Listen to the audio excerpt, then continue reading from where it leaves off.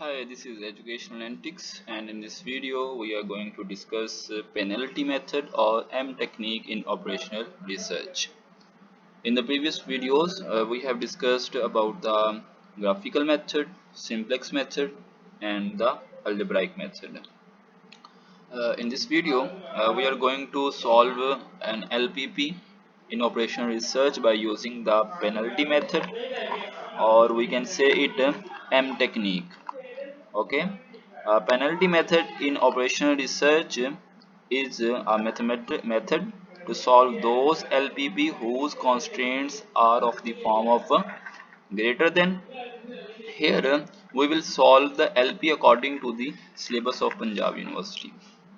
Let's start or about the penalty method. What is penalty method?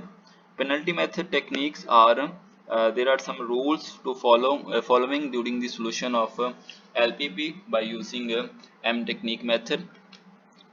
First of all, we have defined some more variables, which are first one is artificial variable and the second one is penalty M.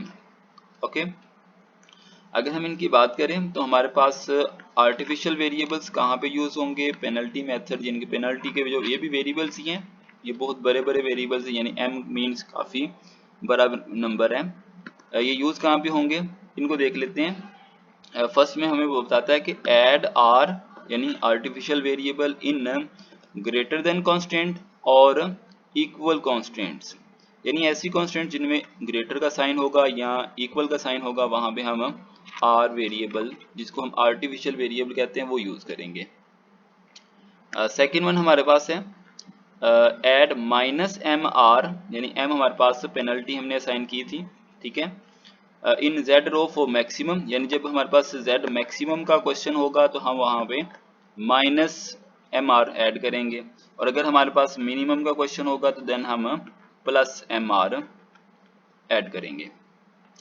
Second one, always put the value of R in Z row taking from the constants, यानी constants में हमने जो are की value put की होगी, यानी कि हमने असाइन किया होगा कांस्टेंट में, यहाँ से हम आर की वैल्यू निकालेंगे और देन हम उसको जेड वाली रो में प्लग इन करेंगे। जेड वाली रो में ऑब्वियसली हमने ये माइनस एम आर पुट किया होगा ना, तो वहाँ पे हम आर की जगह पे आर की वैल्यू पुट करेंगे। Always delete R row or column from the iterative table if R leave, यानी कि जब हमारे पास जब आइटरेटिव टेबल होगा और हम उसमें से कोई वेरिएबल को लीव करवाना चाहेंगे, तो अगर हमारे पास artificial variable as a leave variable बनता है तो हम उसका कॉलम भी रिमूव कर देंगे। वाई? बिकॉज कि हम आर्टिफिशियल वेरिएबल को कभी भी एंटरिंग वेरिएबल के तौर पे यूज नहीं करेंगे। जब वो एक दफ़ा लीव हो गया तो दोबारा कभी भी हम जितनी मर्जी आइटरेशंस कर लें तो हमारा वो कभी भी एंटरिंग वेरिएबल के तौर पे तो यूज होना नहीं है, तो इट मीन्स कि हमें उसको बार बार सॉल्व करने की ज़रूरत नहीं है, हम उसको फिर अपने टेबल से रिमूव कर देंगे। हमारे पास क्वेश्चन है find the optimal solution of the following linear problem using the M technique method, और इसको हम बिग एम मेथड भी कहते हैं, big technique, big M technique भी कहते हैं। फॉर एग्जांपल हमारे पास क्वेश्चन है minimum z is equal to 4x plus 3y subjected to the constraints 2x plus y greater than equal to 10 minus 3x plus 2y less then or equal to 6 and x plus y greater than or equal to 6। हम इसको solve करते हैं। सबसे पहले तो हम इसको standard form में लिखेंगे, तो स्टैंडर्ड फॉर्म में लिखने के लिए हम यहाँ पे स्लेक वेरिएबल्स, ऑब्वियसली ये देखिए ना ग्रेटर है ये वाली साइड, तो इसमें से कुछ माइनस करेंगे फिर ये इसके इक्वल आएगा, तो उसके लिए हमने स्लेक वेरिएबल सरप्लेक्स वेरिएबल असाइन किए, और जो लेस देन वाली थी वो उसमें हमने स्लेक वेरिएबल असाइन किए, तो ये हमारे पास स्टैंडर्ड फॉर्म बन गई। अगर फर्दर हम देखें यहाँ पे तो हमारे पास ये जो ये हमारे पास स्टैंडर्ड फॉर्म बन चुकी है, इसमें हमने आर्टिफिशियल वेरिएबल असाइन करने, कौन सी कॉन्स्टेंट्स में? जिसमें ग्रेटर का साइन था या जिसमें इक्वल का साइन था। अगर हम देखें तो हमारे पास जो फर्स्ट कांस्टेंट है उसमें ग्रेटर का साइन था और ये थर्ड वाली कांस्टेंट है इसमें ग्रेटर का साइन था, तो इनमें हम आर्टिफिशियल वेरिएबल साइन करते हैं। तो फर्स्ट वाली में साइन करेंगे तो 2x plus y minus s1 plus r1 equal to 10। Second वाली चूंकि इसमें था ही नहीं ग्रेटर का साइन तो इसमें हमने नहीं ऐड करेंगे। थर्ड वाली में देखें तो x plus y minus s3 plus r2 equal to 6, तो ये इसमें ऐड कर दिया। अब देखिए हमारे पास काफ़ी सारे वेरिएबल्स बन गए हैं, x, y, s1, r1, s2, r2 और s3 भी। तो इन सब को हमने कंडीशन लगा दी, ये सारे पॉजिटिव होंगे। ठीक है, अब हमारे पास ऑब्वियसली हमने r1 यहाँ पे ऐड किया है, r2 यहाँ पे ऐड किया है। हमारा क्वेश्चन था मिनिमम का, तो इट मीन्स कि हम z में प्लस mr1 प्लस mr2 ये दोनों ऐड करेंगे, तो वो हमारे पास बन जाएगा प्लस mr1 प्लस mr2। बाकी हमारा क्वेश्चन सेम है। ठीक है, अब यहाँ पे हमने कॉन्स्टेंट्स ऑब्वियसली हमने कहा था कि इसमें r1 की वैल्यू प्लग इन करनी है, इसमें r2 की वैल्यू प्लग इन करनी है। तो पहले r1 की वैल्यू निकालेंगे।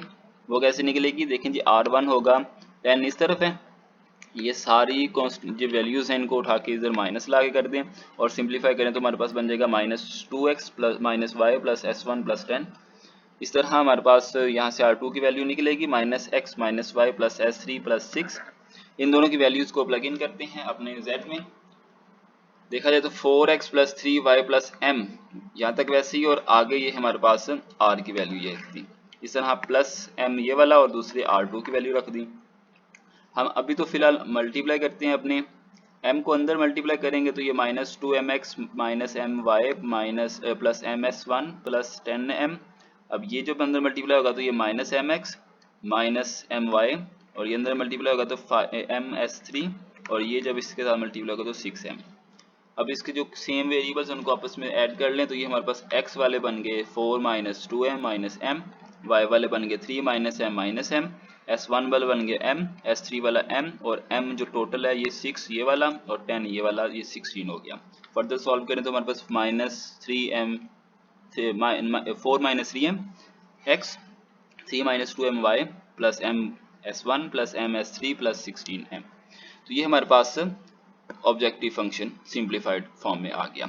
अब ये हमारे पास ऑब्जेक्टिव फंक्शन है और ये वाली हमारी कांस्टेंट्स हैं, तो ये इनको हम अपने सोल्यूशन में यूज़ करेंगे और आगे हम फर्दर मूव करेंगे।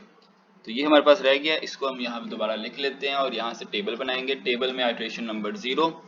बेसिक में हम देखें तो ऑब्वियसली हमारे पास देखें जी, हमारे पास जो फर्स्ट कांस्टेंट थी इसमें s1 भी है और s2 भी है। इनमें से कौन सा लेंगे, तो इसमें हम आर्टिफिशियल वेरिएबल को ही अपना बेसिक वेरिएबल के तौर पे यूज़ करेंगे।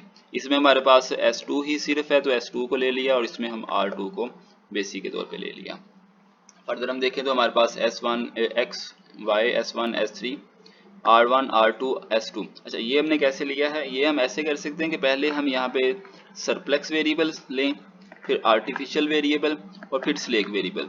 यानी हम यहाँ ये कह सकते हैं पहले हम जो अपने ओरिजिनल प्रॉब्लम के वेरिएबल्स हैं उनको रखा करेंगे, देन हम हमारे पास जो सरप्लेक्स वेरिएबल्स होंगे उनको रखा करेंगे, देन हमारे पास जितने आर्टिफिशियल वेरिएबल है उनको, और देन जो लास्ट पे रह जाएगा वो हमारे पास स्लेक वेरिएबल। ये ज़रूरी नहीं है कि ऐसे ही हम हमेशा रखा करें, आपकी नो प्रॉब्लम अगर आप s1 s2 s3 ऐसे करके रखें, r2 r1 ऐसे करके आगे पीछे करके लिखेंगे तो नो प्रॉब्लम। लेकिन ये जस्ट आसानी के लिए हमने पहले सरप्लेक्स देन आर्टिफिशियल और देन स्लेक वेरिएबल रखें। अब हम अपने प्रॉब्लम से इनको वैल्यूज देख लेते हैं। ठीक है, यहाँ पे हमारे पास z रो में आ जाएगा -4, ये वाली वैल्यू आ जाएगी -4 minus 3m 3 minus 2m minus पे माइनस m 0 0 0 और 16m। ठीक है, इस तरह हम दूसरी वैल्यूज को भी प्लग इन करेंगे 2 1 -1, ठीक है, 0 1 0 0 10, इस तरह बाकी सब भी ऐसे आ जाएंगी। अब इनमें देखा जाए तो हमारे पास एंटरिंग वेरिएबल कौन होगा। एंटरिंग वेरिएबल बेसिकली हमने जब बात की है कि m जो है ये काफ़ी बड़ा नंबर है। ठीक है, m कोई भी, यानी कि फॉर एग्जांपल हमारा जो यहाँ पे जितने भी नंबर्स हैं वो वंस में हैं। ठीक है, कोई भी नंबर टेंस में नहीं आ रहा। ठीक है, फॉर एग्जांपल यहाँ पे 10 है भी है, लेकिन फिर भी हम सपोज कर लेते हैं कि m काफ़ी बड़ा है, यानी कि ये 100 के इक्वल है।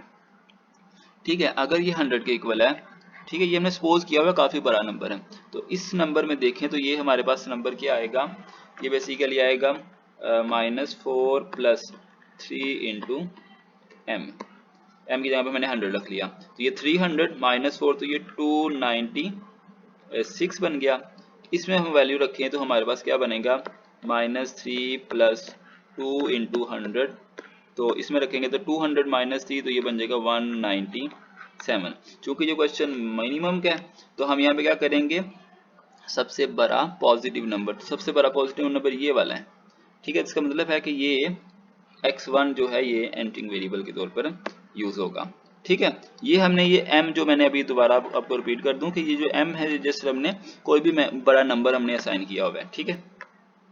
तो यहाँ से हम आगे मूव करते हैं। हमारे पास x1 जो x है ये एंटरिंग वेरिएबल, रेशियो फाइंड करेंगे तो सोल्यूशन की रेशियो इसके साथ तो 10/2 5 के इक्वल आएगा, 6/1 ये बेसिकली 6 के इक्वल आएगा, ठीक है, और ये 6/1 ये भी 6 के इक्वल आएगा, ठीक है।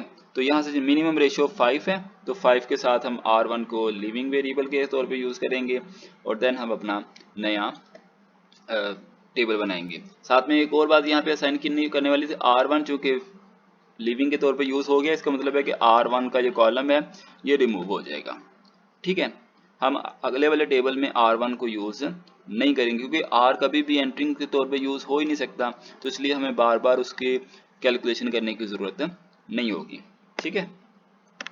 तो ये यहाँ तक हो गया हमारा। यहाँ पे फर्स्ट आइट्रेशन में हमने एंट्रिंग और लिविंग वेरिएबल बना लिए हैं, ठीक है। अब हम देखते हैं नेक्स्ट टेबल में, तो हमारे पास r1 की जगह पे x आ गया, ठीक है। बाकी चीज़ें हम असाइन कर लेते हैं। x का टेबल ऑब्वियसली यहाँ इसको हमने 1 करना है, तो इस पूरी रो को 2 से डिवाइड कर दें तो ये 1, ये हो गया 1/2। ये हमारे पास -1 था तो ये -1/2, 0 था तो 0/2 ऑब्वियसली 0 ही हो जाएगा। इसको हमने वैसे ही रिमूव कर दिया ये वाली रो को। r2 में देखें तो ये 0 था, इसमें भी 0 था तो ये 0 0, 10 को 2 पे डिवाइड करेंगे तो ये 5 हो जाएगा। फर्दर देखें तो हमारे पास ऊपर वाली रो में को हमने 0 करना है, ठीक है। तो 0 कैसे करेंगे, ये बेसिकली हम कैसे फाइंड करेंगे, हम पहले अपनी ओल्ड रो लिखेंगे, ठीक है, ओल्ड जेड रो ये पूरी लिख लें, ठीक है, और फिर इसमें से माइनस कर दें pivot element multiply by X वाली रो, यानी एक्स वाली रो हमारे पास ये वाली है, ठीक है, यानी कॉरस्पॉन्डिंग एलिमेंट्स को हमने अब माइनस करना है। यहाँ पे हम सारी अपनी जेड रो लिखेंगे जो हमारी ओल्ड वाली है, फिर इसके साथ हम माइनस कर देंगे पाइवेट एलिमेंट। पाइवेट एलिमेंट क्या होगा, पाइवेट एलिमेंट हमेशा इसके ऊपर हमने जीरो करना है ना, ठीक है, यानी कि ये वाला जीरो बनाना था, तो ये हमारा पाइवेट एलिमेंट होगा, ठीक है, जेड रो के लिए। जेड रो के लिए ये वाली पाइवेट एलिमेंट, S2 के लिए हमारे पास ये वाला पाइवेट एलिमेंट होगा, R1 के लिए, R2 के लिए हमारे पास ये वाला पाइवेट एलिमेंट होगा, ठीक है। तो हमने यहाँ पे पाइवेट एलिमेंट और साथ में x वाली पूरी रो, ठीक है, हर किसी के साथ कॉरस्पॉन्डिंग पाइवेट एलिमेंट को मल्टीप्लाई करके हमने माइनस करना, तो ये हमारे पास 0 हो जाएगा, ठीक है, ऊपर भी 0 हो जाएगा और बाकी हम यहाँ पे सॉल्व कर सकते हैं। देन हम देखें तो नीचे भी 0 बनाना है, तो नीचे भी हमने गॉस जॉर्डन मेथड से सेम इसी तरह हमने सॉल्व कर लिया। यहाँ पे देखें तो यहाँ पे भी हम एंट्रिंग वेरिएबल असाइन करना है, तो यहाँ पे भी हम वैसे ही m को कोई बड़ा नंबर 100 सपोज करते हैं और देखते हैं कि कौन सा ग्रेटेस्ट पॉजिटिव नंबर आता है। तो देखा जाए हमारे पास यहाँ पे अगर हम m को 100 रखें तो यहाँ पे देखें जी, यहाँ पे हमारे पास 100 रखेंगे तो ये 50 और 50 - 1 49 हो जाएगा, ये 50 और -2 48, यानी कि इसका मतलब कि 49 ये बड़ा नंबर है, तो x y जो है ये एंट्रिंग के तौर पे यूज हो जाएगा। रेशियो फाइंड करेंगे तो हमारे पास 10 47/7 और 2, यहाँ पे मिनिमम जो रेशियो है वो 2 है, ठीक है। तो R2 लिविंग के तौर पे हो जाएगा और R2 का जो कॉलम होगा ये भी हम अपने नेक्स्ट आइट्रेशन से रिमूव कर देंगे, ठीक है।